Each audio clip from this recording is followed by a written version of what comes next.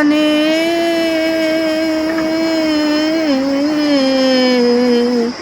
শুভ্র সুন্দর প্রীতি উজ্জ্বল নির্মল জীবনে নব আনন্দে জাগো আজি।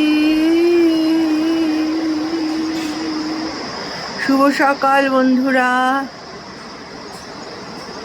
আমরা আজকে অনেক জায়গায় যাব, জ্বালামুখী আর মালানি ছেড়ে আমরা বেরিয়ে এসেছি।